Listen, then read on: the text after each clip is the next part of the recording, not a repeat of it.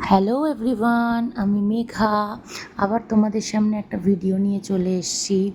তো কয়েকদিন আগে আমি একটা ভিডিও পোস্ট করেছিলাম তোমাদের, একটা ভোরবেলার ভিডিও। তো সেখান থেকেই শুরু করছি। দেখো, এখন ভোর 4টে বাজে, আমরা বেরিয়ে গেছি একটা জায়গায়। তো তোমাদেরকে আমি বলতে থাকবো কোথায় যাচ্ছি। তো দেখো, এখন গাড়িতে আস্তে আস্তে সকাল হচ্ছে। আমি আছি, আমার বর আছে, আমার হোল ফ্যামিলি আছে, আর পুকু আমার কোলে আছে। তো আমরা যাচ্ছি, রাস্তায় আছি। তারপরে আস্তে আস্তে দেখো, এটা শক্তিগড়। শক্তিগড়ে তো জানোই ভালো ল্যাংচা পাওয়া যায়। তো এরকমই একটা দোকানে সাইড করে আমরা আমাদের ব্রেকফাস্টটা, চা সব কিছু সেরে নিলাম। এত সুন্দর রাস্তা যে কি বলবো, মন জুড়িয়ে যায় দেখেও। সবাইরই এরকম ব্রেক চাই, তাই না? তো ফাইনালি দেখো, আমি আমার ডেস্টিনেশনে চলে এসেছি। এটা হচ্ছে তারাপীঠে।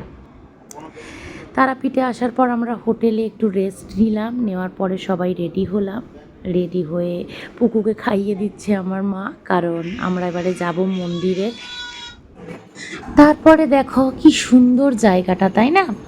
এইভাবে আমরা গেলাম, সন্ধেবেলা গেছি, তখন গরমটা কম, সেই কারণেই পুজো দিতে। তো পুকুকে ধুতি পাঞ্জাবি পরিয়েছিলাম। এটা আমার খুব শখ ছিল, আমি যেদিনে যাব তারাপীঠে মায়ের কাছে পুকুকে নিয়ে, সেদিন ওকে ধুতি পাঞ্জাবি পরাবো।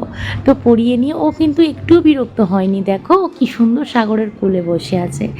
আর আমরা যখন গেছি তখন মায়ের মন্দিরটা বন্ধ ছিল, 7:30টায় খুলেছে। তো আমরা এখন লাইনে বসে আছি, বসে ওয়েট করছি কখন মাকে দেখতে পাবো। তো তারপরের ভিডিও তো আমাদের ফোন জমা ছিল, সেই জন্য দিতে পারিনি।